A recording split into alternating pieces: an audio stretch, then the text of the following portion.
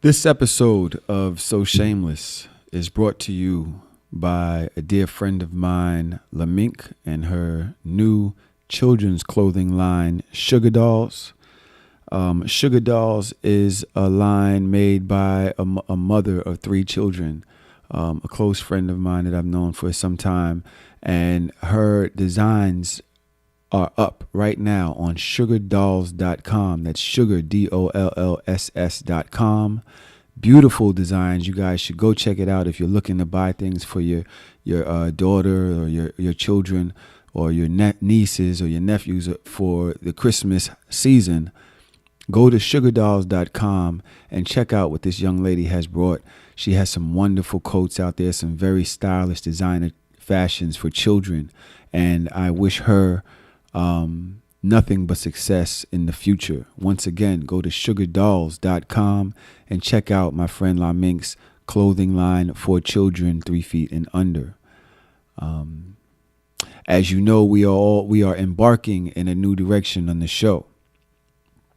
I don't even know how to introduce the show without Passport Cuddy. I literally begged, pleaded, prodded for so long. Hey, put my name first. Put my name first. And now, with my name first, I don't even know how to say it.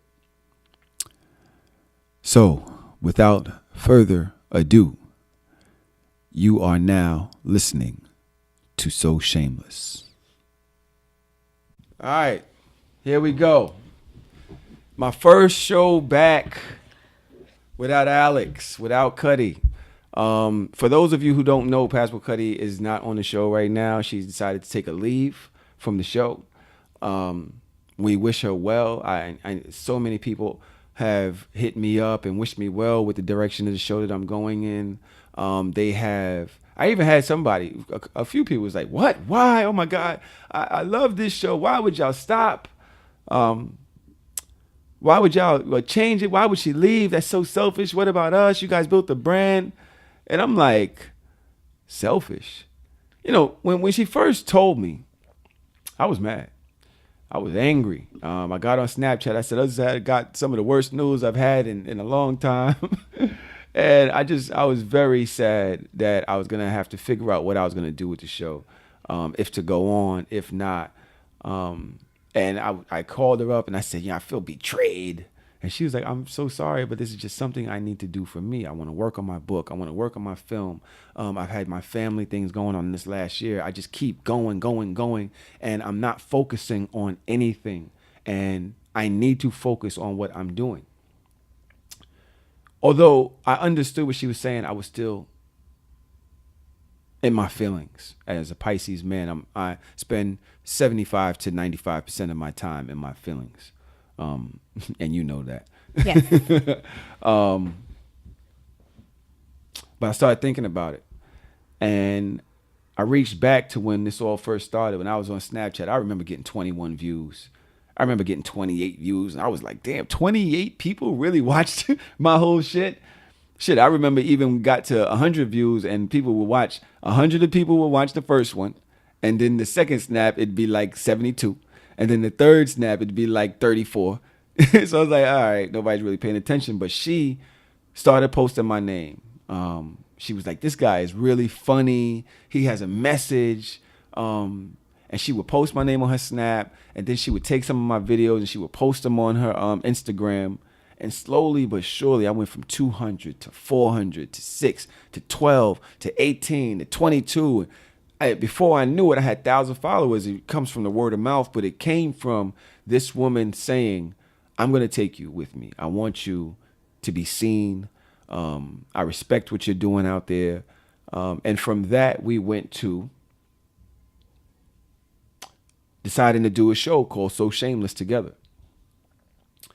The entire time we've been on doing this show, I feel as if this woman has given me guidance, her respect, when she didn't have to. She's several times bigger than I am. She has followers. She has the Cuddy cult behind her own group of people that will support whatever she does. And these people latched on to me to support me in my endeavors, whether it be Pineapple Express, whether it be just the So Shameless live tour, or listening to me on Instagram, or on my Snapchat. These people have become a part of my life, and they're directly connected to the fact that this woman has aligned herself with me and put me on her shoulders, and carried me to a point where she felt safe to say, you got this. You can do this. That being said, Passport Cuddy is not leaving the So Shameless brand. She is taking a break. She just needs to do what she needs to do. She wants to write another book, which I will probably hate on. She wants to write a film. Hopefully I'll be a butler or something in the film. And we all, those of us who love us, those of us who are disappointed, those of us who like, if I have the 7 people in Team Tahoe, we should all salute her and be very proud of her and support her in her endeavors going forward. And we can't wait to see you next on So Shameless. Tonight, we have our first guest host, my baby mama number 2. That's what I call her when I fucking with her. Baby mama number 2. Hey, how you doing? Hello, everyone. She is not a microphone personality. This is not going to be anybody replacing Passport Cuddy. I don't think that can be done. No, not at all. I'm just here visiting, guys. Just saying hello. Yeah, just saying hello. Now, the purpose of us being here together tonight, I wanted to show a dynamic that is very rarely seen. When you speak to, you have a friend that's a baby that has a child's father, you hear her side of the story.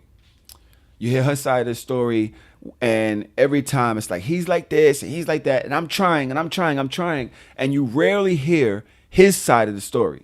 Especially in its entirety. You might hear one argument. You might, she might not tell you the things that, he might not tell you the things that get to him about her. Or he might not tell you, yeah, I haven't spoken to my kids in 2 months. He might be like, oh, you ask him how the kids, they'll be like, oh, they good.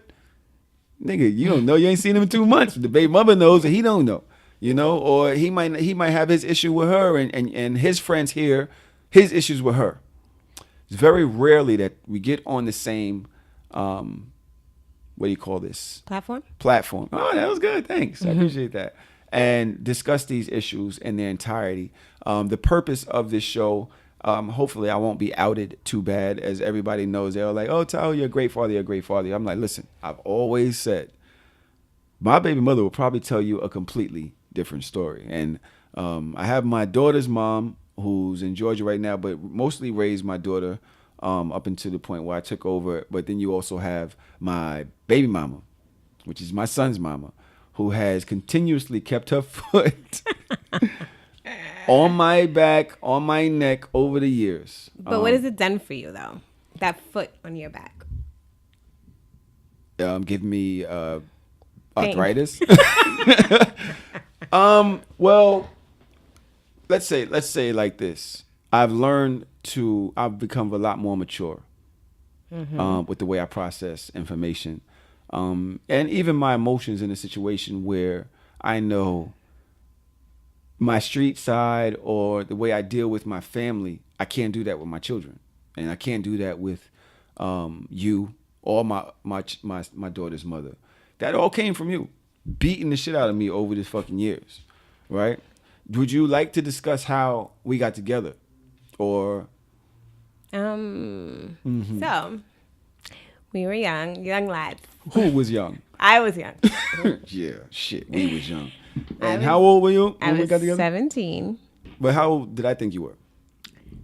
Back then, those days before you were 21, before you had IDs, we would be in the club. We were actually in Sound Factory. Mm-hmm. That was, we've been partying, been doing this thing for years, me and my girls. So we were in Sound Factory, and my bestie as a matter of fact, I saw this guy. Who is now my kid's father. And bestie hooked it up. I told him I was 19, because, I just thought 17 was too young. How old was I? 24. Oh, my God. 7 years. I'm Tiger. I'm Tiger. I'm a broke tiger. Yeah. I'm a broke ass R. Kelly. This is horrible. It was 7 years. It's not that bad. It's not that bad. I was a senior in high school. But I didn't know you were in high school until. So I lied and told him I was 19 and that I was out of school. I had a pager at that time. He would page me. I would run down to my cafeteria, call him back. I'd paid you while you was in class. I was in class. I was specifically in typewriting class one time, I remember. And you would run out to answer my fucking beep. Beep. I had a pager. And so I didn't know she was in fucking high school. This is so funny. And so how did I find out she was in high school? Probably when we mentioned the prom. Mm-hmm. He and his friend, one of his friends was dating one of my friends. It's like, you know how that goes. Oh, man, come meet my friend. Your friend meet my friend. Mm-hmm. We can all be friends. And we had to mention the prom. I wanted him to come into the prom with me. But I was so intimidated by him because of his age. I was 17. He's 24. You just kind of felt like you got to be a big girl. And I think that my friend and his friend spoke about the prom first. Mm-hmm. And his friend Damon told you mm-hmm. that I wanted you to go. Mm-hmm. It was like, go tell him, I'm the go tell. Mm-hmm. And you came. No. I mean, you had to meet my parents. No. You don't remember I didn't want to go? Yeah, but you came. That's like the end result. I was like, what do you mean she's in high school? No disrespect. Because she's fine now. Right. I could not believe what I was doing. Not saying that because literally I'm not like that much higher on a moral compass. But I was like, I'm not going to a fucking prom. We're 24. We gotta get mad bitches. He was 25. We're not going to. Yeah, he was 25. Yeah. I was like, we're not going to no fucking prom. We're gonna be fucking dinosaurs in there. What's wrong with you? He's like, yo, this shit gonna be cool. We're gonna get a limo, son, this, that, and the other. I said no. He's like, ultimate date night. I said no. Yeah, he's hype. Fucking dude, David. Yeah, I haven't spoken to him in a while, but he's hype. So after a while, and by now, you and I were pretty much a really good item. Mm-hmm. You're from the Bronx, I'm from Brooklyn, but it was a love story. It was a teenage love story and a rapist or whatever the hell I was. Statutory rapist, whatever the hell I was. I knew your family. I didn't know. Did I know your family by now? No, remember my parents wanted to meet you for you to like. To the prom thing? Yeah. So I didn't know them yet. But you were. Let's not forget about who you were. You were still the clean. Brooklyn dude. I was clean though. I wasn't hustling yet. Was I hustling yet? I wasn't hustling. I knew Damon from work. Right. So I wasn't hustling yet. But I was still Brooklyn nigga. Very, very, very, very, very. That's what you like. You like thug niggas. Yeah, you like being thugged out. No. Yeah, you like being thugged out. Most of the reason why, no. That's why it didn't work out? Mm-mm. All right, okay, fine. She wanted clean. Fine. So, finally, Damon called me one day, and he's like, yo, she's not going. Like, you literally are going to ruin her life. That's what he said. I don't know if this is true. I don't know. I don't know if this is true, but he was like, she's not going to the fucking prom if you don't go. She doesn't want to go anymore. Yeah. We should call him on the phone right now. I don't have his phone number. But she's like, she's not going to the prom. You don't go. You're a piece of shit if you break this little girl's heart. You're already dating her. I'm going with her friend. How's it going to look? Because they met through you. I called you on the phone. You're like, hey. I'm like, so you're not going to go to your prom? And we wind up going together. And it turned into a good thing. No. What? The prom wasn't a good deal? The prom was good. And then what happened? We never spoke after that. I never spoke to you after the prom? Mad. I was mad? Mm-hmm. At what? Oh, did I ain't get no pussy? Mm-hmm. I didn't have to be so vulgar. Oh, that's you don't know who your baby father is? God. Wait. So I took you to the prom and I was mad that I didn't get no buns. But we've done it. We had done it already. But so why you didn't give me no buns? It just didn't happen. Like, it was 3 couples. We went back to Damon's house. It was just not the setting. Why not? Because I keep it classy. Do you want me to tell the stories I have on you? We've done some very... Everybody has done. But overall... Project Hallways. I was never in nobody's hallway. It was a bathroom. Don't even play yourself about hallways. Bathroom has It was a doors. bathroom. And they have doors. Yo, we rode for a long time. We argued, we fought for years, 10 years. Right? Around 10 years before I wound up coming up to your crib because, niggas do be homeless. I was living with one girl, and I was about to go to jail. We lost touch for time and time Yeah, and time again. time and time again, and we always got back. Finally, I went to prison, came home. Oh, Boom. Lord. What happened? Well, let's not tell that whole story. Do you want to tell that whole story? No. Fine. No. We wind up having children. Yeah. Right? And the atmosphere in the home. It was what, months after you came home? 2 months. I was home for 2 months and you got pregnant. Yeah. Mm-hmm. And in that time, we already knew that we hated each other. Is that true? We still had our childhood feelings, but it wasn't really working out. We were arguing all the time. Yeah, you were very, very, very bitter after you came home from prison. Oh, because you wasn't coming to visit me enough. I didn't and come shit see like you that. enough. I didn't write enough letters. Yeah. So. This is funny because on our last show, Cuddy and I were talking, and she was saying that I internalize my feelings so much that I project bad relationships where there might not be a bad relationship. She said, I don't know how to forgive, and I carry things and they affect how I deal with people. This is literally on our last show before we did the live show. She spoke about that, and she said, you need therapy. Like, you literally, that's how you are with your mom. That's how you are with your family. It's probably how with all your girlfriends, and you carry these emotions and you project this negative energy where there really might not be a need for it. I definitely believe that happened in our relationship. Mm-hmm. But you did cut me off when you was pregnant. Wasn't having sex. You'd walk out the bedroom. I'd be sitting there jerking off. You wouldn't help me. You know it. How many times did you get out the bed to make sure to see if I was jerking off? You act like you was walking in the bathroom. You're like, I know he's in the other room jerking off. Right or wrong, every other morning I had to sneak to the laptop. I was sneaking, right? Matter of fact, you was cheating on me with the motherfucking vibrator I bought you. Mm-hmm. You was cheating on me. Yeah, you don't want to talk about cheating. That. You're cheating. No. I would leave out the house and you'd grab the fucking vibrator. You think this shit is funny? It's not funny. I'm serious. I'm expressing my feelings right now. Why are you turning red? You're too dark skin to turn red. You would wait till I leave. Well, you wouldn't do anything in front of me either. I was pregnant. I was on bed rest. I was uncomfortable. I had 2 babies. I didn't want to. For 9 months? It wasn't the whole 9 months. It was very sporadic. Very sporadic. And you wouldn't even help me when I was jerking off. You could at least watch. Like, yeah, let me see. You know? Yo, go get some, let me pour some lotion on this shit. It was awkward a little bit. Because I don't know. You would look at me and have this nasty face. You would be hiding, first of all. Yeah, I was hiding. You was hiding. So it's like, okay, somebody's hiding. You catch them.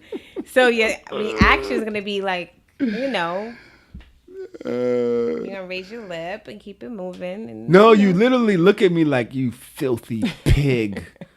You fucking disgust me.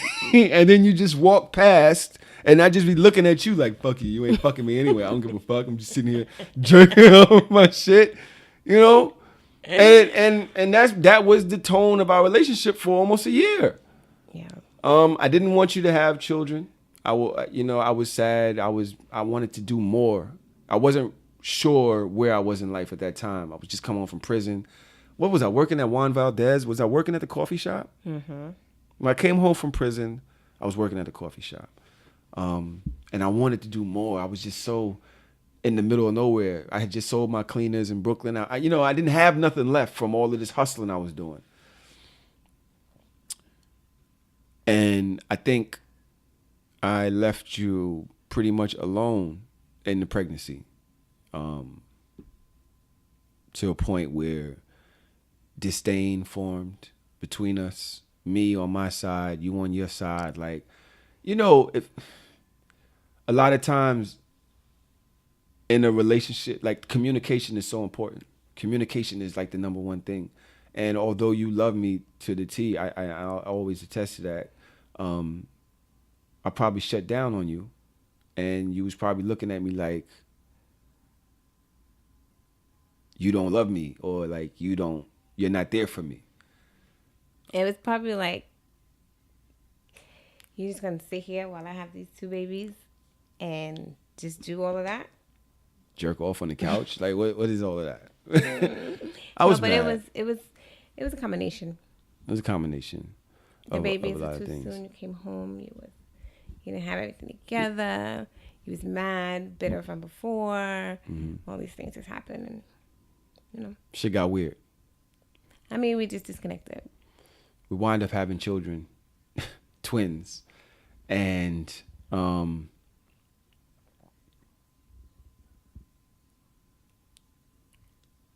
it was a very weird situation in the house. Well, because you was still we were disconnected. You did what you had to do. I was home with the babies. You came home when you came home. It was that. Came home when I came home. Come on, I wasn't no outside nigga. I mean, you would go to Brooklyn. To see my daughter. No. To That's see not my the only daughter. reason. To see my daughter. I didn't have Brooklyn friends like that no more. I would tell you I'm going to see my daughter and you ain't want me to go. You'd be like, no, fuck that. You're not going over there. Because you would go over there and hang out with your friends, your Brooklyn friends. You can't have hang out with Brooklyn friends? No, I'm just saying. And then you drinking Hennessy in the corner, Oh, so you were worried about my safety. Yep. That's a damn lie. But it's fine. Was I paying the bills in the house? Was yeah. I paying the bills in the house? Was I taking care? Was I cooking? Was I cleaning? Was I cleaning the house? You're not a very clean person. We know that. So let's be all the way clear. I'm not a very clean person, but I was cleaning while you were on bed rest. I did take care of things. I cooked, I cleaned. Listen, don't Okay, agree you with me did. just to agree. No. I remember sometimes I would want the Dunkin' Donuts smoothies, frosty thing. Can I tell a secret? Can I tell a secret? One of the things that pissed me off about you, right? This may seem like an attack, but it's the truth. Did I not give you rent money? Do you remember? And you went and bought shoes with the fucking rent money? No, that wasn't the rent money. I bought a pair of shoes because I wanted a pair of shoes, but it's not like we didn't pay the rent because I bought the shoes. You went and got the money from your father. I rent said, got where you going to paid? get Yeah. I said, how'd you get these shoes? I was cleaning. I went in the closet. You hid the bag of shoes. Listen, tell me the truth. Is this the truth or not? You hid the bag of shoes that you paid with the rent money, right? You bought these shits. You didn't buy me no t-shirt, a keychain, a signature #1 dad cup, nothing. You went and bought Number one dad. some fuck yeah, #1 dad. Why would I give you that, right? Yeah, thanks. And you went and bought you some shoes, some boots, right? I did. I asked you, well, how the fuck were is the rent going to get back? Sherlin. I asked you, they were Over the showing. knee. Yeah. Good price. They were on sale. I was pissed off. I know. I asked you, well, how the fuck is the rent going to get paid? And you said what? I'm going to ask my dad. The rent got paid. The rent got paid, but I was insulted. I live here with you. He knows how old I am now. Did we have children by then? Yeah, I think so. He's living in here with some fucking kids. He can't pay the fucking rent. No, my dad's not like that though. He's not, but that's how He's a not like man that. would think. That's how a man would think. But you know my dad, and that's not how he is. Doesn't matter. As a matter of fact, I don't even think he ever knew that I was in prison. No. Does he? He still doesn't know I was in prison, right? My mom did though. Your mom did, and she's always been amazing to me. As a matter of fact, your family still welcomes me like crazy, right? All of these things, no sex, no communication, feeling like, you know what I felt like a lot? I felt like you had a bond with your family that although I was jealous of your bond with your family. I was jealous that you have two brothers. They're always there for you. They're willing to do whatever for you. Your mom, your pops do whatever for you. Even your best friends do whatever for you. Do you remember when you set me up with your best friend? Kendall. Remember, I tried to talk to Kendall before I knew that was your best friend. That was your sister. And I set you up. yeah, I was trying to talk to Kendall. You had to call me. You was on three-way. Oh, yeah. She's calling me like, hey, Yeah, it's so funny, right? So she had like. That was in Brooklyn. She was like at the hair place or something. Yeah, you got to get closer to the mic so people can sorry. hear you. So basically, we wound up breaking up. We wound up having. Over that? That's what it was? What, Kendall? Mm-hmm. The final straw of us breaking up as baby mother, baby father? No, that was before we even got there. Oh. This is when we was just dating. Longer than 10 years or whatever that we was just dating. We wound up breaking up. I was having tension headaches. You remember I used to have to take medicine and shit? Because every time I walk in the house, I have a headache. I couldn't sleep. You would try to have sex with me, but you're weird. You remember how your weird way of trying to have sex with me? Mm-mm. No. I'd be asleep, and you'd get on the bed, and you'd basically be a half inch away from my face and just stare at me until I wake up. I need to engage. Mike. I need to engage. That's engaging? Yep. If you're sleeping, I want you to wake up and feel my presence. It was a very weird existence. I mean, we know that at this point, that's what it was. We were disconnected. I already said that. Super disconnected. Mm-hmm. You have children and you still wanted to work because you're like, hey, this is what it is. But you're over there, I'm over here. And that's what it was. And that's why we ended up breaking up at the end of the day. And it's plenty of factors. I believe, how long did we not talk before we broke up? Were we talking every day? Was it like a 2 months, 3 months? We just wasn't talking? Probably. I mean, you speak. Mm-hmm. But not there. And it might have been longer than that. We had 8, 9 I know that months you of meant children. the boys were 6 months. 6 months. 6 months. I left. I'm a piece of shit. Jesus Christ. Yes, you are. Actually. Oh, yeah. Great. Thanks. Left the crib. I think they were 8 months, by the way. But 6. They were 8 months. That's fine.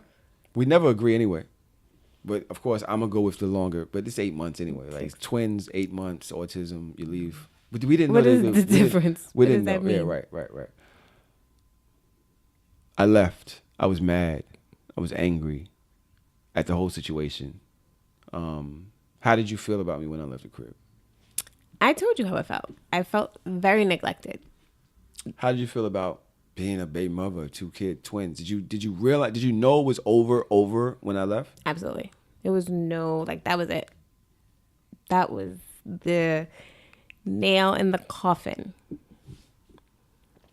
Why? Because if somebody could leave you at your probably most vulnerable time with twin children, 6 months old, 6, 8. you're going to resent that and resent them. And I think I did a good job at resenting you. Because I wasn't angry, bitter, or, I think I was still really good. You I did just a knew good that it was job never- at resenting me? Yeah. Yeah. That's what I said. Well, I don't understand. What do you That mean? means that I wasn't like a bitter, angry person that wanted to see you in pain, I just took it and I was just like, but I just knew that was it.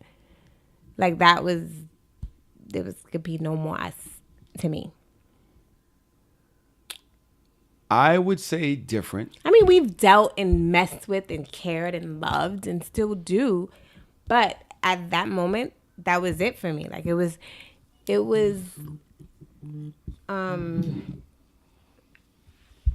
don't think that we could have been like I'm not gonna say I stopped loving you, but I just knew that feeling, it was just something that I couldn't accept. What was our communication like for the months after we broke up? We had a lot of disagreement. I felt like a lot of discussions and conversations that didn't really, we were at each other. I feel like most of our conversations after we broke up, were they about us? Were they about the kids? What were they about? Probably the kids. I feel like they were about us. I feel like maybe our communication. I remember you feeling like there was a wedge because I gave more attention to the boys.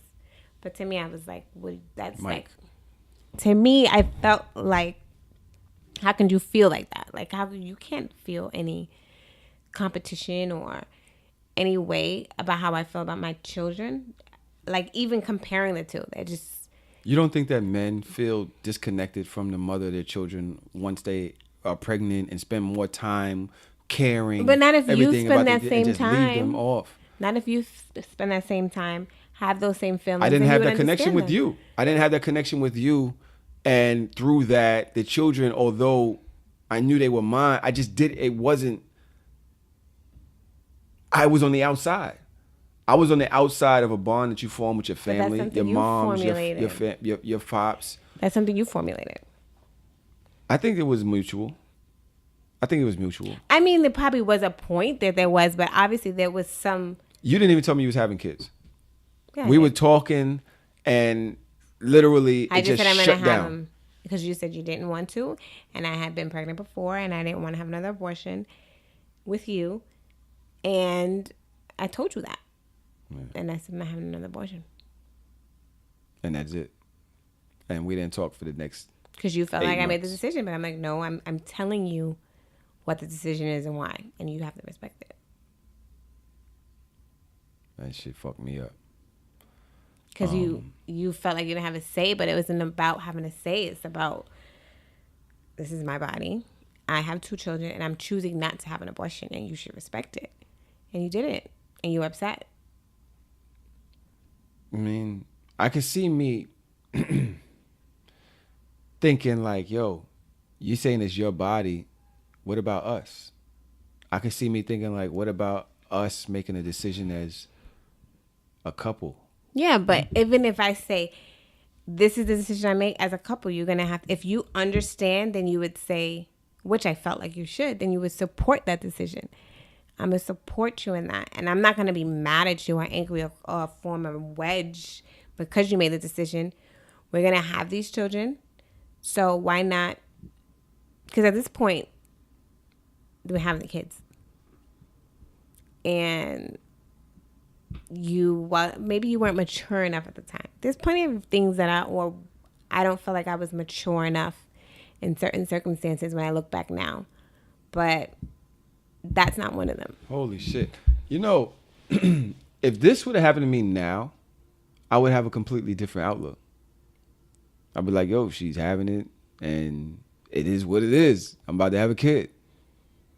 But then I was so mad about our prior issues. And But where then we there's were, your pride where we too were. as a man, and you feel like you. I don't think being a man. think There it are has men something to out there do that with have been like, yo, yeah, she had my kid. No, but you felt like your rights as a man was taken away from you because I made the decision. That's how you made me feel. That's how you felt. I felt Oh, because you're a mother, you can do because you're, you know. I felt more like the same way that I felt abandoned or not taken care of or not respected when I was in prison is the same way that you handle me with having the kids. But I think it was all compounded. It wasn't yeah, just but that. who compounded it? Me, of course. This is something my you feelings. felt and you developed. So you created that from when you came home, and it just never went. It never came back from that. It just kept going down It was only 2 months after I got home. I know, but then we had a baby and it still never came back. It was 2 months after I got home. I'm still dealing with trying to figure out our relationship from when I was in jail and not liking how I was feeling about you when I was in prison. I come home, still trying to figure it out because I didn't want to just leave the crib, right? And next thing you're pregnant and you do the same thing, which is basically, yeah, I'm worried about me. I'm not worried about you. And now I was feeling away. It was all compounded into one situation. I'm not saying I was right. I'm just saying that is the mindset at that time of an emotional man who is literally feeling like on the outs, but in this conglomerate, this family. No, I get it. You, your family, everybody are on one side, and I'm on the other side. I didn't feel connected to you. I didn't feel connected to the pregnancy, right? And it is what it is. So No, that's I get where it. we were. That's where I we were. mean, I am very close to my family. Super close. And you went into your family's. But it's the same way. That's what I'm used to. So I'm younger at the time, 26, I think. Was it 31, 32? Yeah, and So you're 25. I'm 24. You still lying And about your age. Incredible. why would I go up? Why would I go up? I'm just saying. Jesus Christ. So yeah, so I was used to my family, and that's all I knew. So, you know, coming into having this boyfriend, he went away to jail. He's from Brooklyn, and all these different elements. And then you come home and you resent me, and then I feel away. Then I have a kid, and I feel neglected. And so, of course, I'm gonna resort back to what I know was comfortable to me. That's my family, the support that I've always known, and they were there for me. That was immediate, though. It I wasn't mean, like was it never took not. you. It wasn't like it was. It took you like, months. Just like you were at the hospital, my mom was at the hospital. Just like, you know, we was putting up the time to go to the hospital when Amari was here and Elijah was there. So was my mom. So of course, this is just the family that I know. Not saying that it was neglectful to you, but just a part of what was now, to me, us. I've learned that your family jumps up immediately for any cause that is to deal with the family. At that time,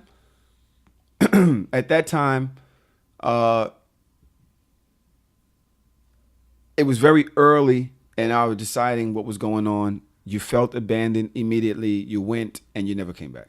That's how I felt.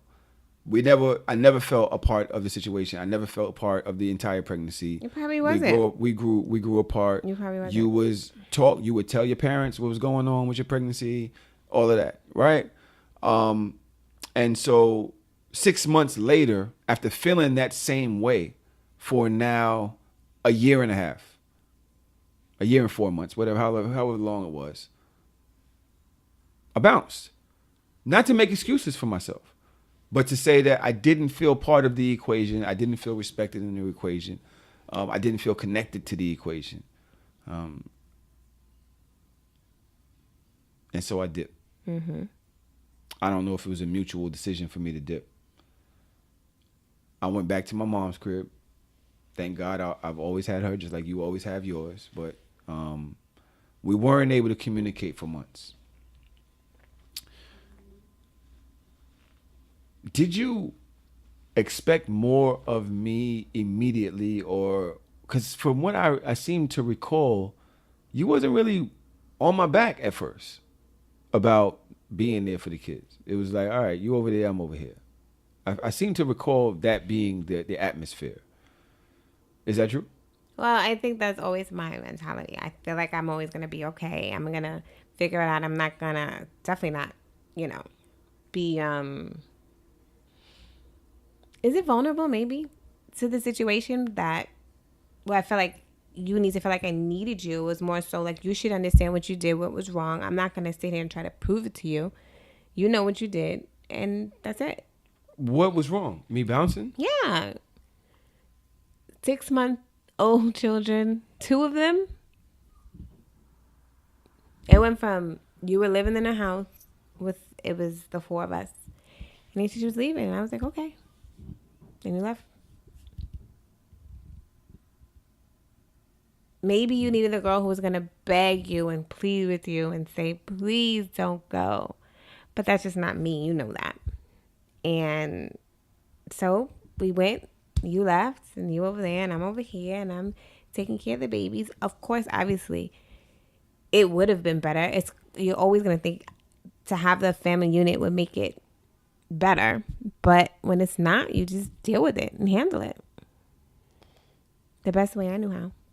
When I left, thinking about it now, and it's the logistics. Just if you put it down on paper, yeah, you left. They were 6 months. They're twins. You bounce. You can't win. You can't win. It's like there's literally no. Yet when in my mind when I left, I wasn't part of that 4. It was you and your kids and your family. But you formulated that. I mean, whoever was formulated. Maybe how we were disconnected at the time had something to do with it. For a long time, the entire pregnancy, And then the next 6 months, I stayed the entire pregnancy. I took care of you the entire pregnancy. I took care of the kids. Now, albeit, I think that's the way you say it. You were the main person that was on it. Your stomach stapled up and your wrap around your stomach. You was the one waking up and boiling water for the milk, doing all that stuff. But we just didn't have a connection. How long was I supposed to stay in that situation? I felt that I didn't even know if it was good for the kids. We're arguing. They're waking up crying, screaming. Like, how is this good to be in a relationship where y'all So not? was it good to be in a relationship? Was it good when you left? You think Did it's you better? feel like you had a stronger relationship with the kids when you left? No.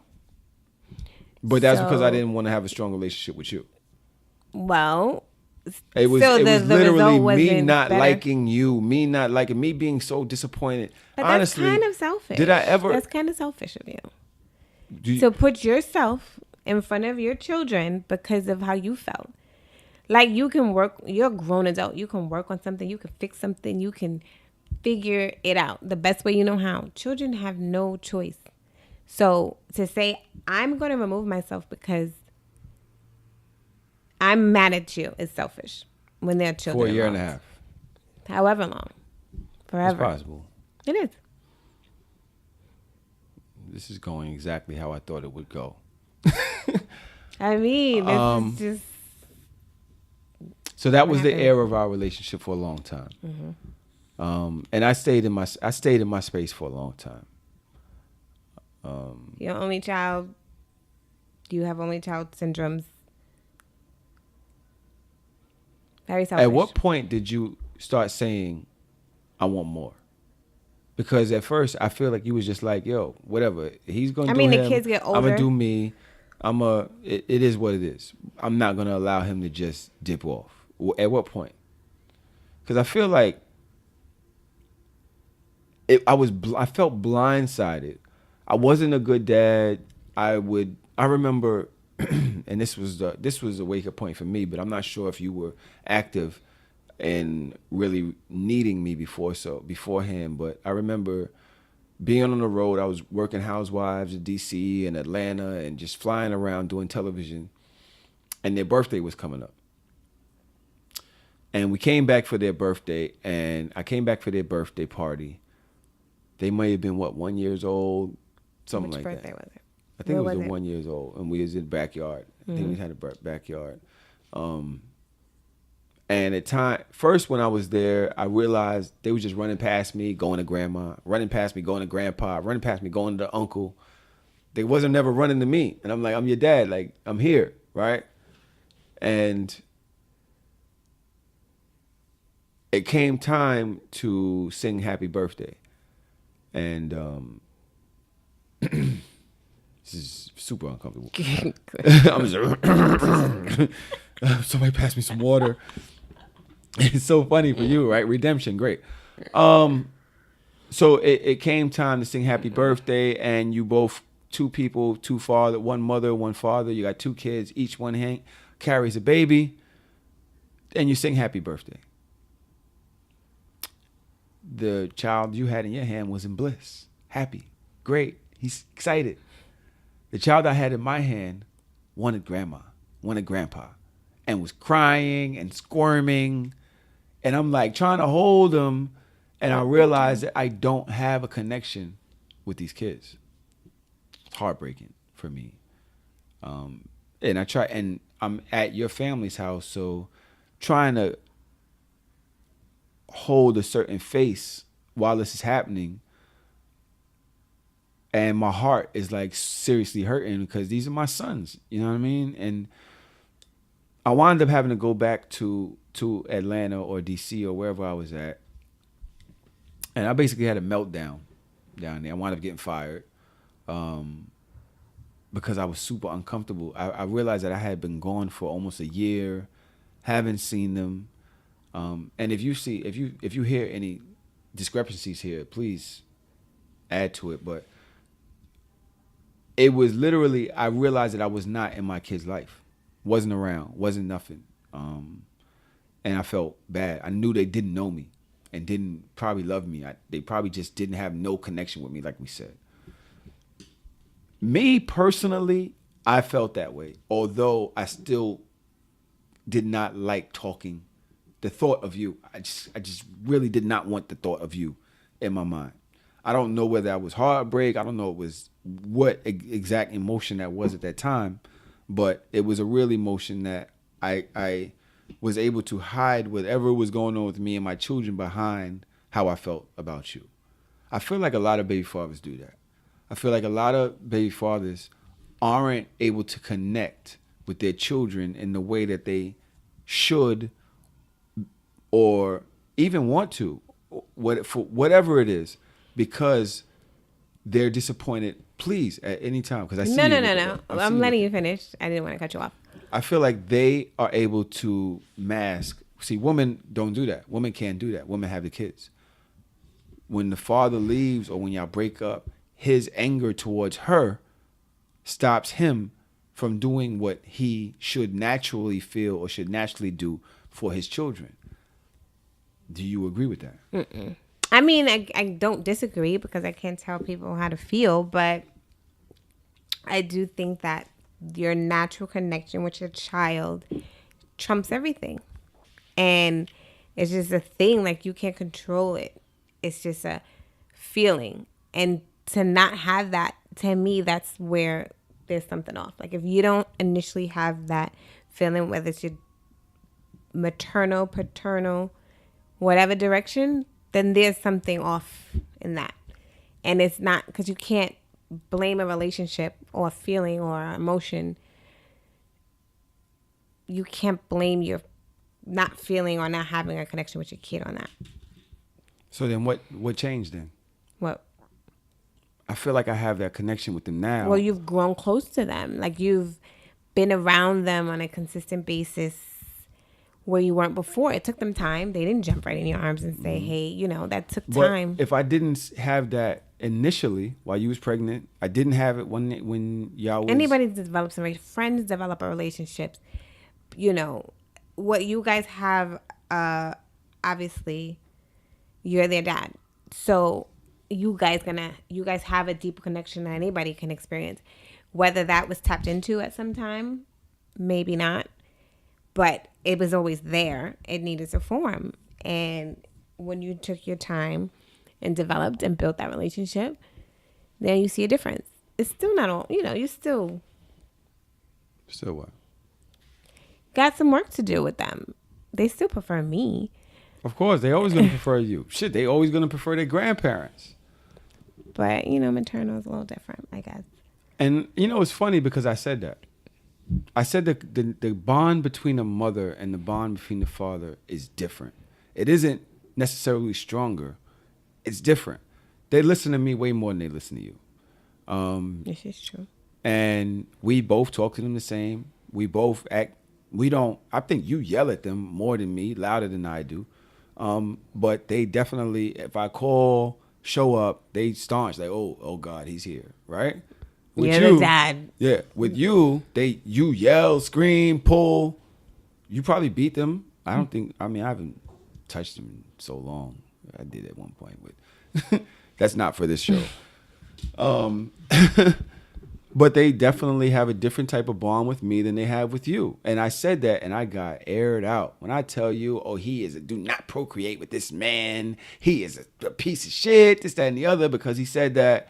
I just think that a mother's instinct and a mother's nurturing bond with their children is completely different than the way the father bonds to their children. It's just completely different. Now, there are some that are different. Yeah, I think it just depends on the situation. Different people, has so many factors. It could be what you grew up seeing, how you were brought up. Things happen in people's lives that cause them to, it's so many factors. Like to just generalize that. I want to ask you a question. There were a lot of single mothers out here that are dealing with a baby father on the run. I don't know if you had a plan, if you noticed what worked, if you in retrospect say, you know what, this is what I did right, this is what I did wrong, what advice would you give to a single mother that actually just wants their father, the child's father, to be in that relationship? Like, have that relationship with the children. What could you possibly say that could be help them in their trying to understand where they are right now in this type of situation? And shit, be as real as you want. Fuck that nigga. Say whatever the fuck you got to say. Because at the end of the day, right now, I mean, I'm gonna give my advice, and I've given my advice, and some took to it. It has worked for some so far, and some haven't. But that's me as a man who did leave when his children were 6 months old, and that's changed. So you're the person that was on the other side of that. What would you say you've done, would do, maybe would have do different? Like, give some advice, give some insight. I think the way to make it work between your children's father, that's on the run, doesn't want to be, doesn't want to like bring your, almost like take your emotion away from it. Like however you were feeling or whatever emotion you felt, it's not easy. Like it's not something that you can just say, okay, I'm going to do. But once you get to a point where you guys can have conversations without all the emotion about the children, or make it about whatever it is, and as transparent as possible. Like, this is what it is. This is what I need. And someone can feel that. And I feel like once you two get to a place where you can be that, then it's easier to co-parent, because you can talk about things, you can be friends, without all the emotion. And until we've never had this conversation. I've never heard you say that before, right? Is that fair to say? Mm-hmm. That's exact same advice I gave on this show maybe 2 weeks ago. And I don't listen to the show. And you don't listen to the show. You and I talked with emotion for years. Every time we got to a roadblock, if it wasn't smooth, there was no communication. As soon as we got to a roadblock, we start fighting. And our history came right back to the forefront. We wouldn't be able to talk. I remember I probably called you out your name a few times at first. Oh, shut up. It hasn't been that long. It has not. It was not that long that I was calling you out your name. How long I knew you? Okay, well, you liked it for a while. Anyway,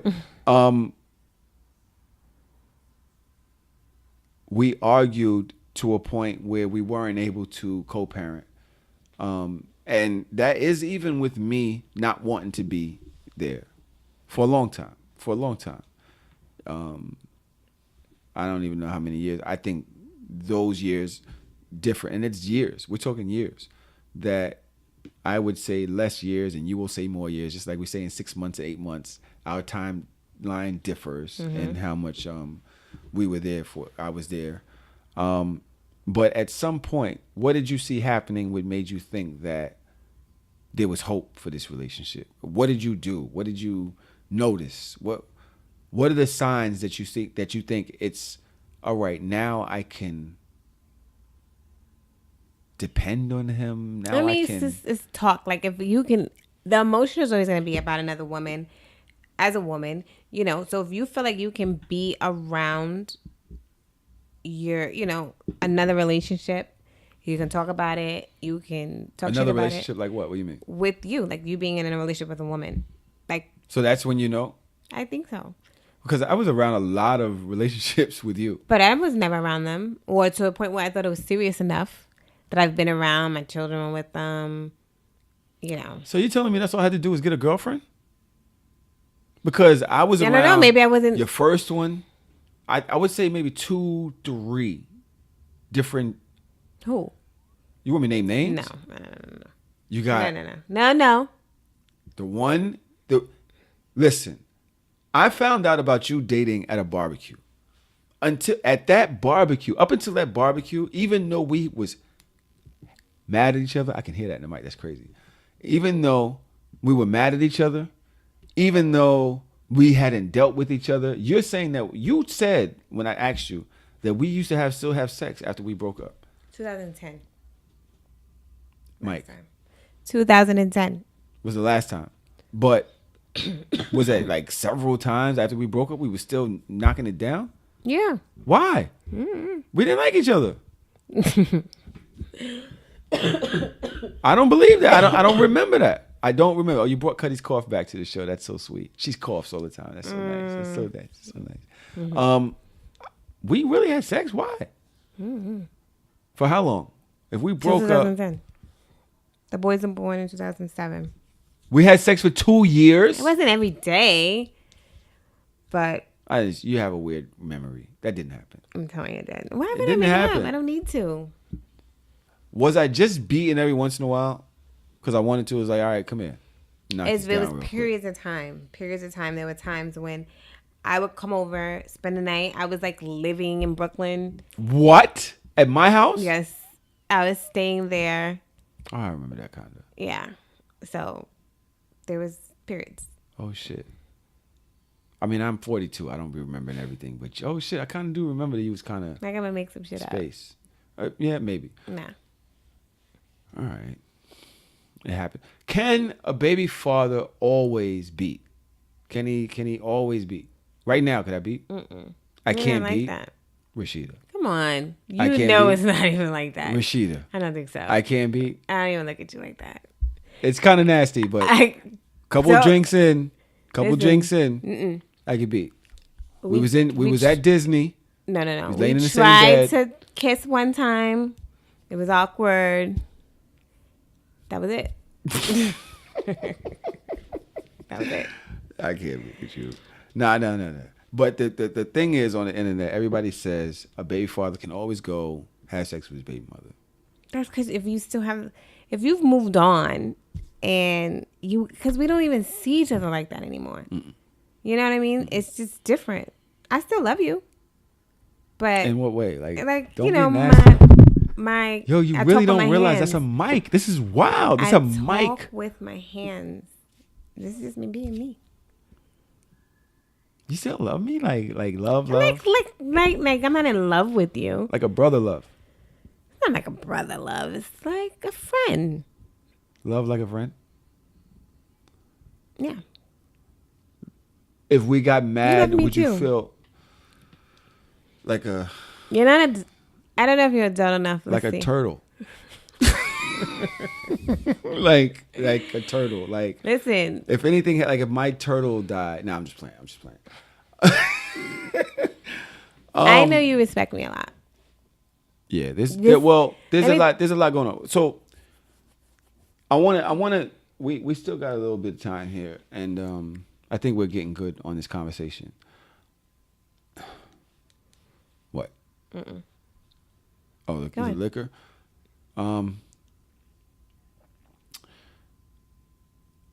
I first found out about you dating at a barbecue. Somebody mentioned it that you were seeing somebody else, and up until that point, I thought you were still mine, still in love with me. The reason I was so hurt by our breakup was because of my feelings, and they were so deep for you because we had such a long time period. You know, the letters I used to write you when I was in jail, and it was real. Even when I broke up with my ex and I came in with you, I dedicated my whole life to you. I would go shopping for you. I would do whatever I could to let you see that I was dead serious about you, right? And so when I left, I was so brokenhearted. It really manifested itself as anger, but there was real feelings there, right?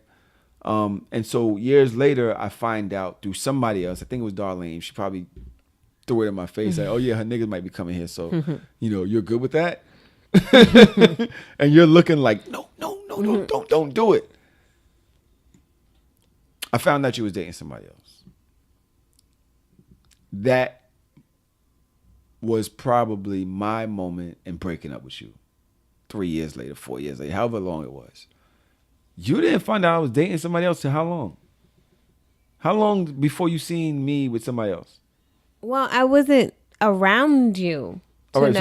so You you're were talking about telling my me family. though, but you're telling me that it wasn't until then that you was ready to co-parent without the feelings or whatever. That might have been 8 years. But what if you're not ready at that point? Just because it happens doesn't mean you're ready. It's when it happens and then you react a certain way, then you know you're ready. 8 years it took you. All right, you say what I'm saying just telling is you that's a sure factor that I knew. I'm not saying that's the only 8 time. years is when you knew. I knew it 4. Not saying that I'm much better than you, but shit, I knew it 4 at 3. I don't know what I knew. I wasn't thinking about that How do you because I was introduce? clearly dating. I just I didn't. didn't know you were dating. I found out you were dating when you was dating GC, whatever. But how do you introduce the idea of a new person in your kid's life? Most people, most guys is like, yo, ain't no nigga gonna be around my kids, yo. You ain't gonna have no nigga around my kids, yo. Was I that type of guy? No. And I mean, so, but you were very reluctant in introducing me to dudes that you were dealing with. At one point, you guys were living together, or whatever. How do you, if in retrospect, because I had to find out a really bad way with the first dude. But in retrospect, how would you? What is the advice that you would give to say, yo, this is how? I don't know how. I can't give that away. Why? Because I don't know. You have to feel comfortable in. I don't know. I just keep myself separate. So, you know, we got to introduce everybody. Well, the way you did it wasn't good. I didn't do it. The way you did it wasn't good. You called me one day. No. Yeah. That wasn't the very first time. You met him before. No. You called me one day and you said, I need you to go pick up the kids from Eric. They're in the park. And I'm like, who's Eric? And you're like, it doesn't matter who Eric is. They're in the park. I have to go to work. I need you to go pick them up. And I'm like, what the fuck is going on? And you're telling me that you dealt with being fucking resentful.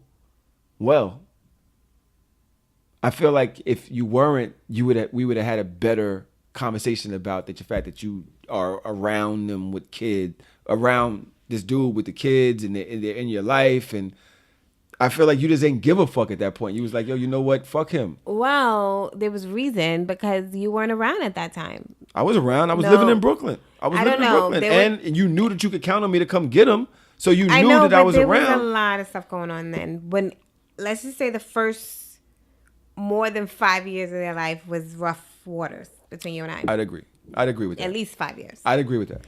So, whatever time Newsom was around, That's his name, Newsom? he was around, you know, like he was playing a role and not in a place where you were absent. Why didn't you take me for child support? I just didn't want to. I know how bad that can be. And probably how scary you are. You probably intimidate me a little bit. But if it was 5 years, I want to know why you waited so long. For what? If it was 5 years, why didn't you just say, yo, you know what? Fuck it. Like, I'm just here to take him for child support. If he's not around, he's working, he's doing him, just take him. Fuck it. Because I see how damaging, like, at the end of the day, some people do want the money. You know, they want the support, and it helps you a lot. You can hire a babysitter. You can, you know, do a lot if you're receiving monthly money. But if you want, I was raised with my dad, and I had a really close relationship with my dad. My dad raised all 3 of his kids, and I know the importance of your father being in your life. So that mattered to me more than the strain it would cause because of money. Like, we all know, everybody gets angry, they're upset. I'm a really reasonable human being. As much as crazy you think I am, God, I'm pretty reasonable because that's how I think. I'm not gonna jeopardize your relationship with your children. Because why would it jeopardize it? Because that's how guys are. Oh, I gotta pay you money, fuck you, I ain't gotta talk to you, you gonna come at me to snap for this money, and I'm not dealing with it. You know, if I felt, I appreciate the relationship you guys have. You take them every weekend, I get a break.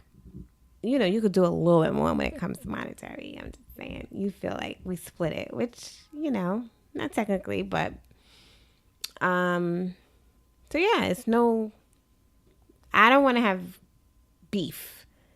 I want you wanted beef for a long time, but I appreciate that. Oh, if I wanted beef, then you would have been with child support.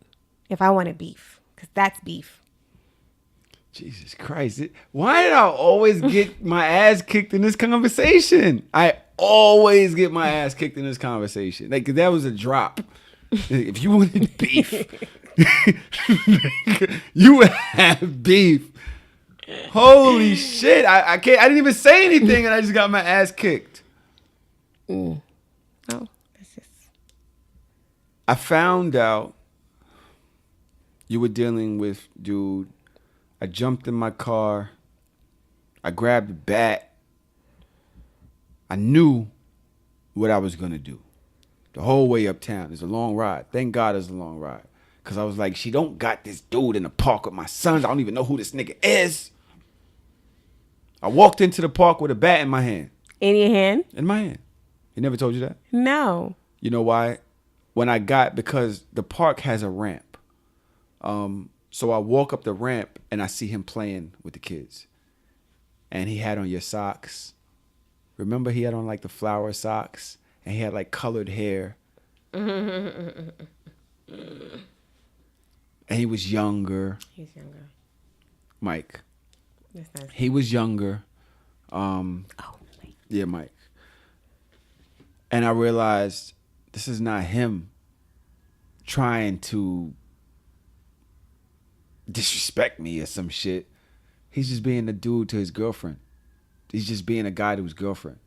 And so as I walked up, I put the bat against the gate. And I walked over to him and I was like, bro, such and such and such. I talked to him and I said, yo, in the future, I'd appreciate it if you spoke to me before you made this kind of move, or have her speak to me or introduce us or something. And he was like, yo, no problem. You know, he ain't want no drama. And I realized at that moment that I was bugging, that you was bugging. I felt you was bugging because you don't introduce your baby father to your nigga by saying, go pick them up from his crib. In the park. You're like, you don't do that.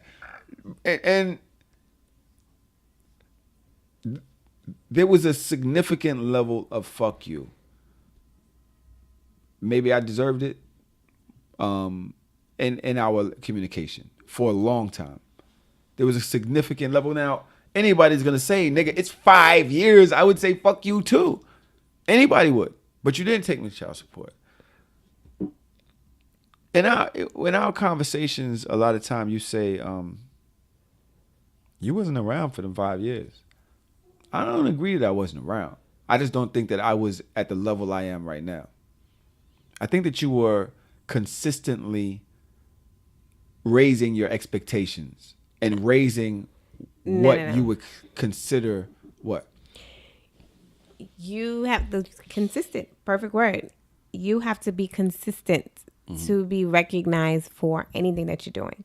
If it's not consistent, if it's here, maybe here, and then maybe over there, then you can't say you're doing much, because if you're not, consistency is what makes you recognize something.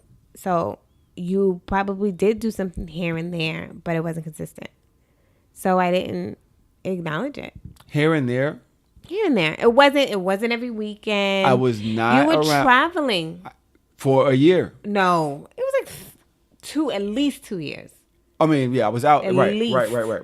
Well, the last year, I was going for the whole year. So I was traveling the years before that, or the years before that. But for the last year, I was going the whole year. So yeah, you might be right. So that might have been their second birthday. It might have been their second birthday that the incident happened with them crying or whatever. And then I came back. I was back hustling. I can't remember what I was doing. I was back hustling. We still didn't have no real communication. No, we never did. I mean, because we didn't get along. We couldn't talk. So there's no need to communicate. If you had to tell me something about the kids, we talked. That's it. Or if you had to tell me something. Or matter of fact, you wasn't even trying to hit me up about them because you was just like, yo, you know what? Fuck it. I'm on my own here. At what point did that change for you? When you showed me that you can do better. So a lot of women are not going to understand that. They're Like not going you to. A lot of women are going to be like, well, shit, fuck that. I'd have been took him. I mean, and you was like, you know what? That's just not my style. That's not me. I'm trying to here we have both sides of the story. Obviously, the mother side is always going to be the side that people's going to be like, unless she's a really fucked up person, you could have did better for her, by your children. And I totally agree with that. I understand that. What I'm trying to do is help the people out there that are in a really bad situation and want it to be better. Child support doesn't save everything.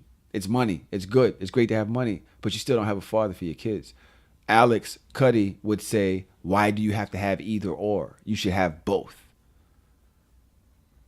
And what I say is that if you're a real father in your kids' lives, not that she doesn't need child support, but the money comes along with being a real father in your kids' lives.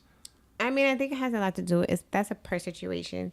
You know, if you have someone who's able to support herself, it makes it easier on someone feeling like they need child support. Some people feel like they need it. You know It's what I not mean? feel like it. Some people do need it. And If you didn't have your family for a long time before I became the primary babysitter, before we have our situation now, you would have needed to pay how much for babysitting a month? Do you remember the numbers that you was getting thrown at you? It was like 200 or well, it might have been more than that because that's one kid, right? but I remember she was like a sister of somebody, maybe 225 a week or something. $225 a week. That's $900 a month. You told me that, I was like, I'll go get them. Kicked you back into You was like $225 a month. I'm like, you know what? I'll go get them. Fuck that, because we was having that kind of conversation. I was there, willing to have that ready conversation, and we were able to weather that storm. Eventually, over time, I keep hearing that goddamn music. Do you hear it? I didn't before. I don't think it's your phone. No, sir. It's just in the headphones. I don't think it's being recorded. Eventually, over time, that transformed into something else. Hello? I'm here. You there? Listen. What are you doing? Paying attention? Yes, go. You got a dick appointment? Go on. Do you have a dick appointment? Because I don't want to be here when the nigga shows up. No? Yes? No? That's a yes, isn't it? Go You have a ahead. dick appointment. It's so disgusting. That's so disgusting. You're nasty. You're nasty. Go on. I don't even know where to go from here. Left Like, and should we cancel this motherfucker? You were making a point. I don't remember. All I know is that because now I'm on to you having a dick appointment, and I'm just like, I can't believe she's had sex and it's nasty. You had a boyfriend for a while. Mm-hmm.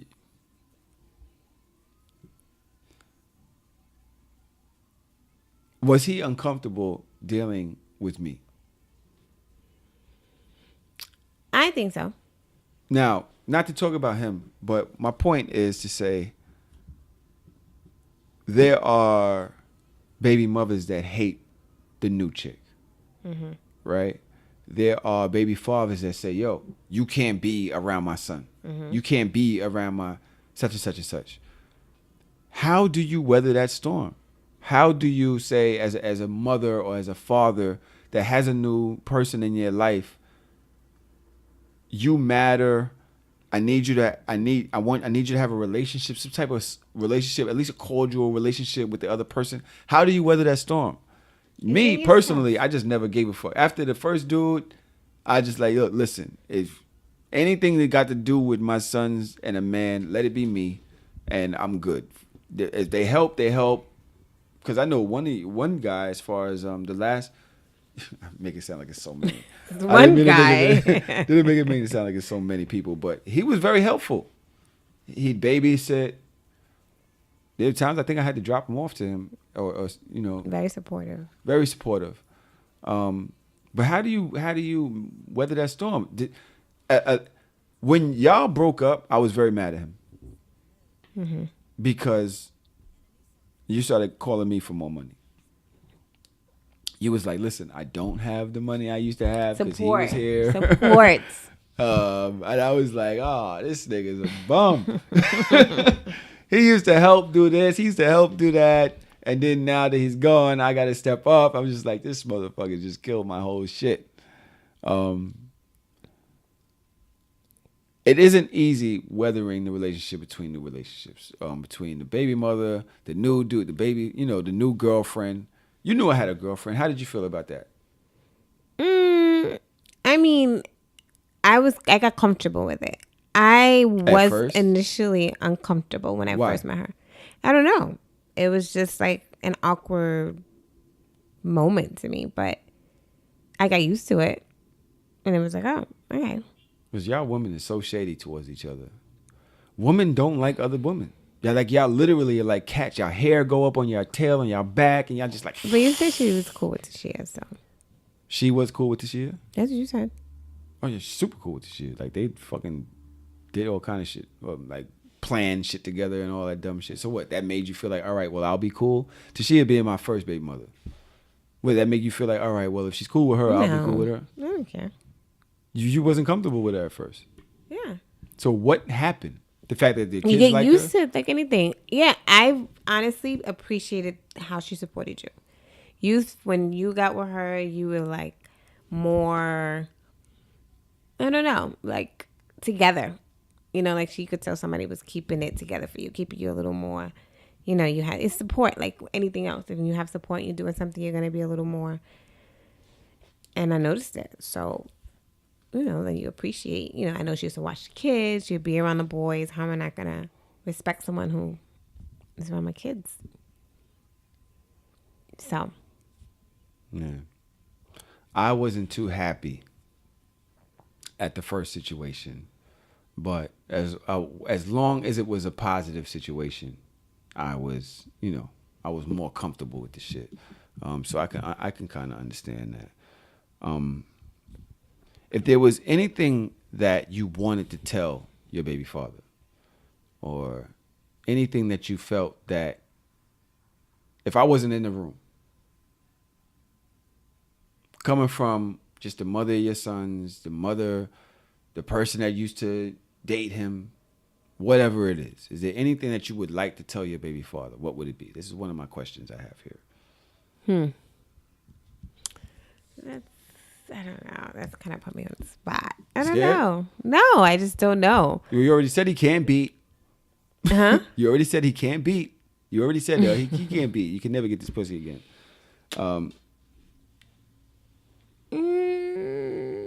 I can say I'm happy for you. I'm happy for where you are. I know this is what you always wanted. What? This platform that you have now. No, that's like an ending comment. No? Oh. I thought that's what this was, no?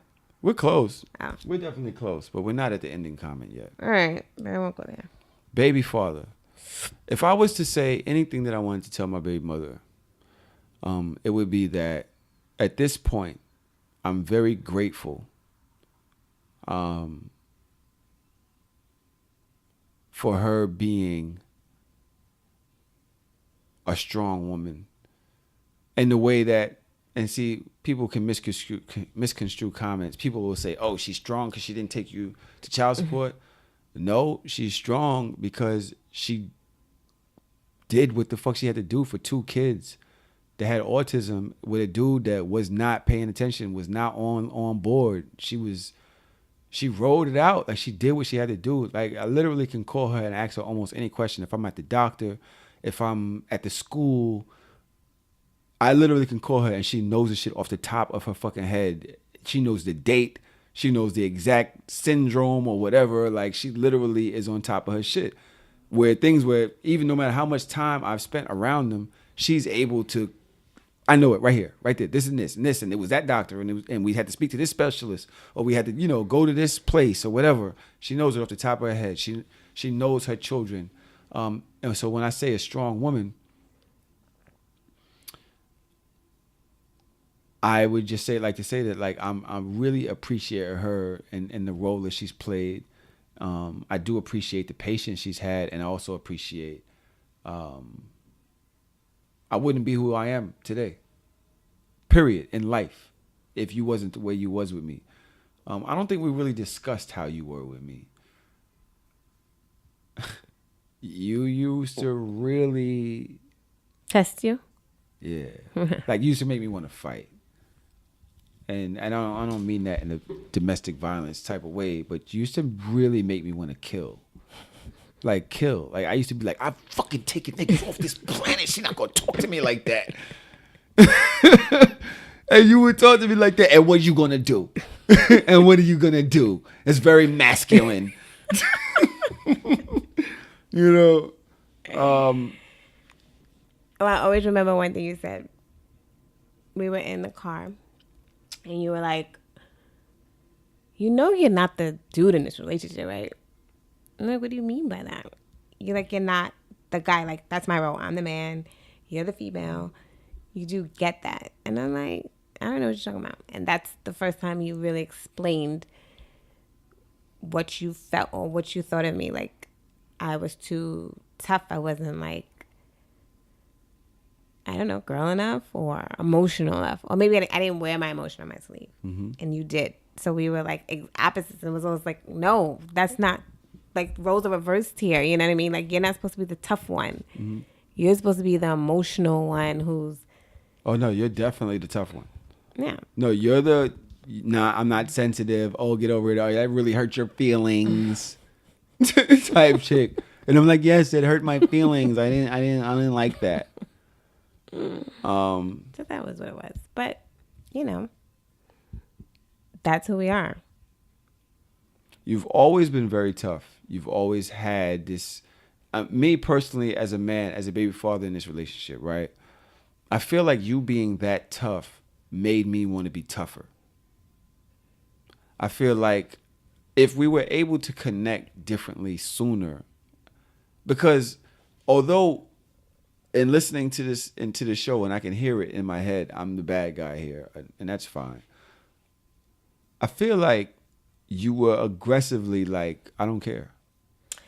Because I felt like you felt like it was always a challenge, and it wasn't. Like, well, you challenged me, or it was like... Challenge you. See? I'm challenging the dude. No. Not like that. Just anybody can be challenged. A woman can be challenged. A male could be challenged. It doesn't matter. But I felt like we just had a combative relationship because of it. Because you felt like I was to this, or I felt like you were to that, and we would clash, and that's what caused us to be in friction. I feel like even when I was in the crib, right? And I don't want to keep going back to this, but even when I was in the crib, I just felt like you was like, I don't care. And that made me feel like less of a man. It became to a point. Right? So that it made me feel like less of a man. And I feel like for a long time, that was the climate. So I reacted. Okay. So I think that you came home from jail. Mm-hmm. Now, I remember, we're kind of opposites. I'm on this side of the fence where, we went to school, you go to college, you work, you do all the stuff. So Mike. I got with the bad boy who went to jail for a year. I had to deal with it. Fucking year, great. But this was the year that I pretty much had nothing to do with. Like, all of what you went to jail for had nothing to do with me. Mm-hmm. I came in after the fact. So now I'm dealing with the jail time. And I wasn't there before the jail time. I wasn't the one. You was there? Not like that. I came, when I met you, you were going to jail. Like, I wasn't there. When you met me? Yeah. And I met when we rekindled. Nigga. You came up months before you went to jail. 2 months. Yeah. Right. I hit you. I was probably in prison while I was on trial, and I hit you like, yo, what's up? I'm about to go to jail forever. And then when I got out, I was like, what month was that? Like a January? You went to jail in September. That was probably March. It was very quick. It was very quick.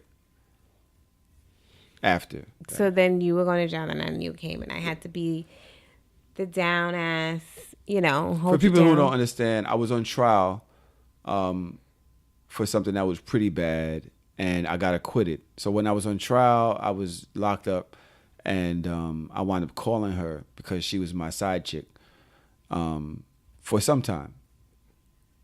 right? I'm sorry. I don't mean to make you feel like that. No, 'Cause it's all good. you were the one who you literally traveled with me for 10 years, eight years. It was like 1999 till when did I come up there? 2006, 2007? Mm-hmm. No, because I went to jail in 2005. 5. So 6 years, but it off and on for all of that time. And I left my chick and said, yo, I want to be with you forever. Forever, ever. And wound up saying, fuck that. I moved out her crib. I ran out her crib and came straight to your crib because niggas be homeless. We don't really be having nowhere to stay. You got to stay with a chick. I wound up leaving her crib, went right to your crib, and I wound up waiting to go away to do this little small bid for some drugs that I was selling. And for those 2 or 3 months, I was living with you until it was time for me to go away. Mm-hmm.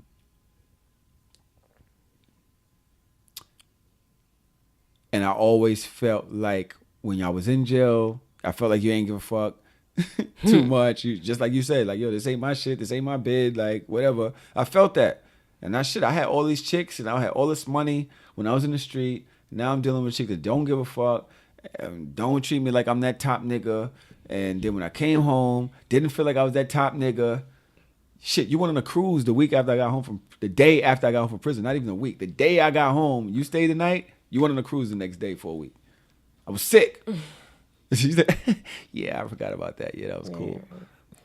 I didn't remember that. Yeah, you didn't remember that. But that affected me. That affected the way I felt about the relationship. And then, you were so close with your family, that came first. Me being in your life ain't come first. Right, I'm saying? Then the kids, they came first. And me being in your life ain't come first. And although it may seem crude to say that, the compounded all of these things made me shut down. And so that's where we were. It wasn't until I got past that and got past you fucking with other people that I was able to say, all right. And we were young. Well, I was young. Right. So, there was a lot that I was taking on at 24. Guy coming to live with me. And was you 24? I'm such a rapist. Oh, my God. 25, maybe. That's bad, son. How old was I? 32? Well, it's not that bad. At that point, it's not that bad. But we were just in different spaces. You were a lot. I mean, even though we were very similar, actually. Because 32, 25-year-old woman and man, you kind of like... Speak on it real quick, because we will end the show very shortly. If you can say the major differences between where we were at that point and where we are now, individually or as a unit, what would you say it would be? Definitely the maturity between, like... But you're like 50 now, too. You're like 50. Nah. How old are you? You're like 60. You're like 60. You're literally like, you're like my age. If I'm 60, you're like 95. So, that's fine. But it's maturity. It's just like, you grow up. If you were to give somebody advice on somebody that doesn't want to take their baby father to child support, but does want more. Like you already said, no, just as far as them being in the kid's life, I know women that just want their baby father to be in their life. And I said to one very recently, take his ass to child support. If he don't want to be around, if he literally is showing you. Different, you know what I mean? Did you ever feel like I just didn't want to be in my kid's life? Tell the truth. I think absolutely. 1 through 5, you just didn't care. And I think it had a lot to do with me. I knew that. But I still felt like, how could you not want to be in your children's life? But definitely 1 through 5, for sure. I don't think it was that much. But. Because you got to think about it. I've been at my job for 6 years.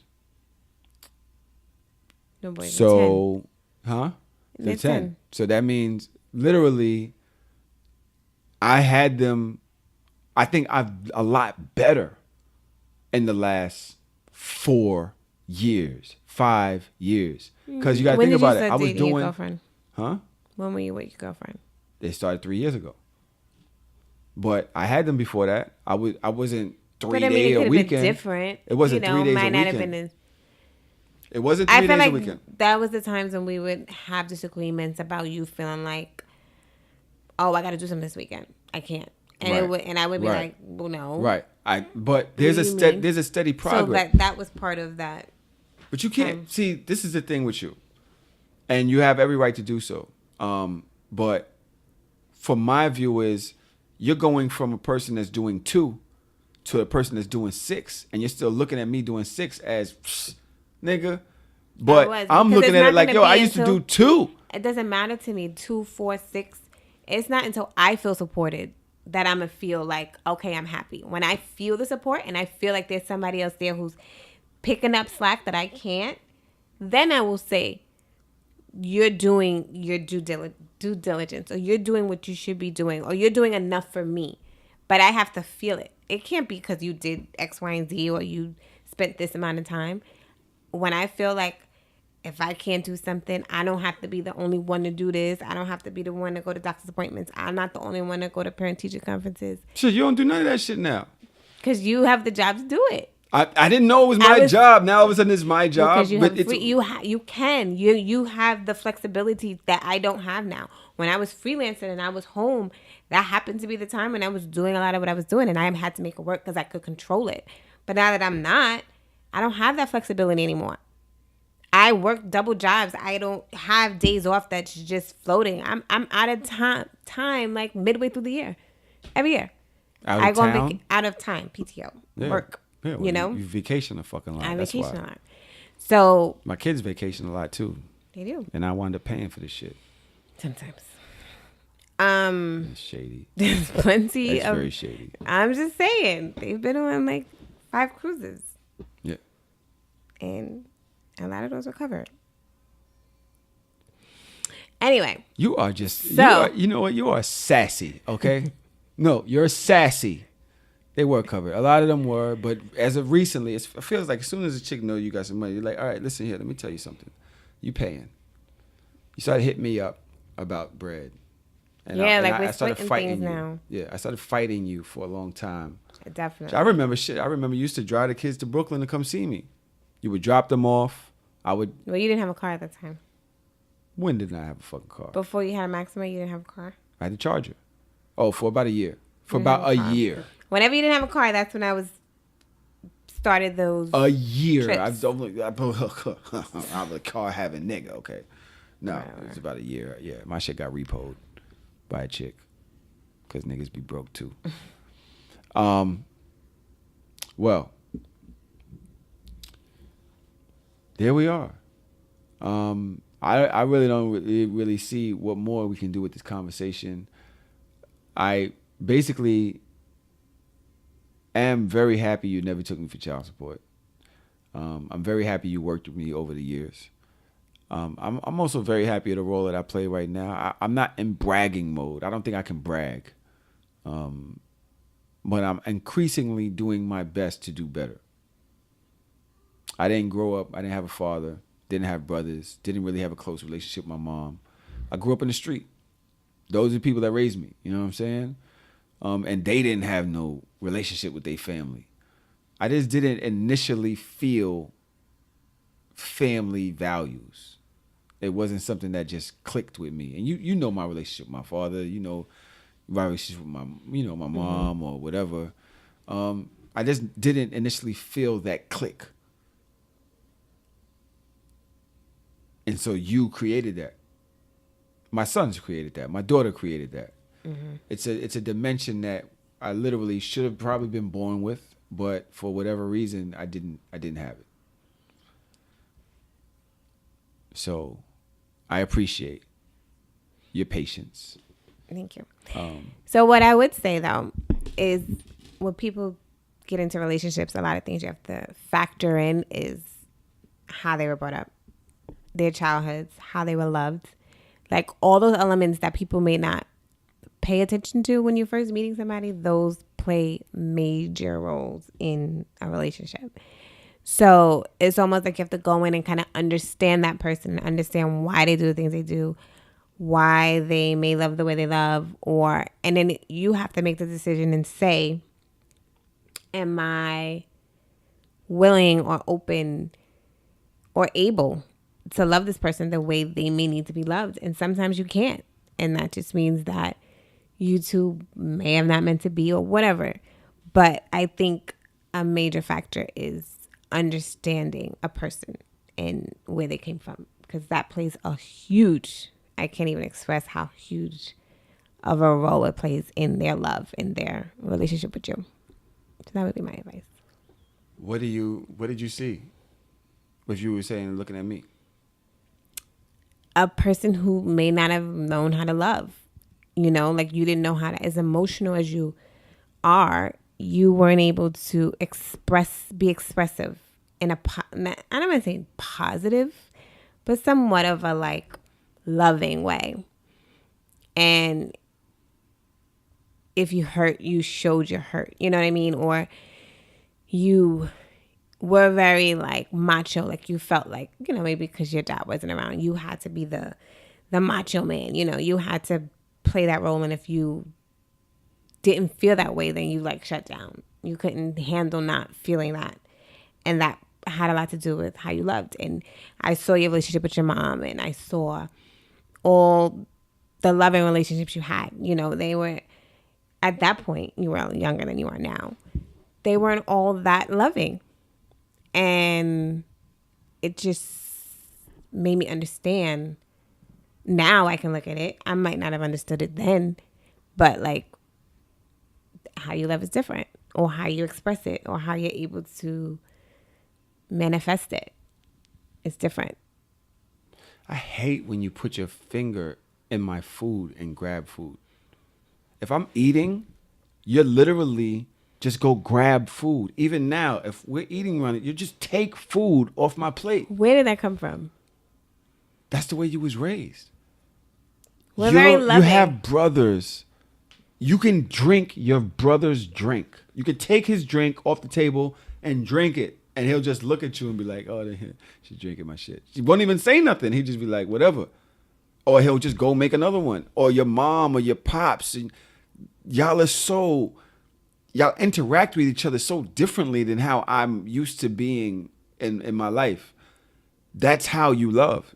You literally are so secure with your relationship. You just put your hand dead in the shit, or just drink the shit. If I could put my burger down, you just go take a bite of my fucking burger. But that's your only child syndrome. You used to, the way you, like I said, you would make love. You would literally just come and like lay on my face, like right here on my fucking face. And it was just completely different to me how comfortable and open you were with the person that you fuck with. Even if being your brothers or your mom or your pops, you're just very open the way that you love. I never dealt with nothing like that. It literally was alien and foreign to me. Maybe have a big reason as to why I felt so alienated at the end. That's a good breakthrough right there. Mm-hmm. That's big. I wasn't expecting you to have that so much genius. That was genius, that thing you just said. I'm pretty genius. No, I'm not even No, I'm just... You're humble as shit too. I think that I am able to talk things through very well. At the end of the show, is there anything that you would like So Shameless fans to know about Tahoe? Now, Tahoe is probably the bad guy on the show. Mm-hmm. Very aggressive, very sexual. I brought up my penis maybe in a year, maybe 2 years worth of talking about my dick. Is there anything that you know from the 15, however many years that we've dealt with each other? Shit, it's almost 18 years now. 18 years now that we've dealt with each other. 99. Anything that you would like to say to the fans about Tahoe? I would say that everyone can see you're an asshole. You have that asshole tendency, but you do have a heart. And, like, I know exactly what to say to you to, like, make you snap. I know that as angry as you're going to be, you're going to call me back and you're going to think about it and you're going to apologize. And that so much of you live off of emotion and you can't control your emotions sometimes. But you genuinely have a really good heart. somewhere deep in there. And, you know, you're raw. Like, you're going to tell it as it is, no filter. Like, and some people love it or they hate it, you know? Oh, they know that already. So, but that's what I've known you to be. So And, you've literally been playing my keys all this time? what do you mean? You're saying I know what to say to make you mad. You do that just to get a reaction? No, not to get a reaction, but And then you know I'm going to call and apologize? yeah, because you're always the one that goes so far left. You get so angry, and I'm just in there, and then you hang up, and then you get me riled up maybe, and then we hang up, and then you always call back and be like, you know what? That's Da, annoying. da, da, da, da, da. No, that's annoying. I don't like being the fiddle. I feel like you're playing the fiddle. You know what you're doing. And I'm not doing it on purpose, but You just said you know what you're doing. I know what to I say know, to make I you know mad. what I to know, say I to know get how you you're upset. going to react, and I know you're going to call me back. So I'm just sitting here like, this nigga's going to call. Watch. I'm not So? calling next time. Well, we don't argue very much now, so. yeah, we're past that. Are we? Maybe we can be friends. Gosh, yeah, right. Have that. Daps. Guys, I really appreciate you guys giving us your ear while we talk this show, you know, just trying to figure out what's going forward and how we deal with each other as co-parents. Hopefully you were able to take something from this show. I believe, in essence, the number one thing you need to do is communicate. Not from a place of emotion, from a place of real shit. Like, this is what I need. This is where I'm at. I understand this part about you. I think the emotions really fuck shit up when trying to co-parent, especially when you're new co-parents. But after you sit back and say to yourself, who is this person to me? Literally, like before the hate, before the anger, before the love, before the disappointments, before all of that shit, you're able to say, all right, who is this person? And respond to that. This person now has your child. Baby mothers, that dude is the father of your child. Rashida was able to look at me and say, yo, he didn't come from this. He literally didn't have the type of relationship that I'm asking him for in his life. He's got to manufacture that now. And I think she gave me an avenue to do so. Luckily, I was able to do it. And shit, like I said, I have scuff marks on my back and neck from her prodding and beating and poking with the fork for years.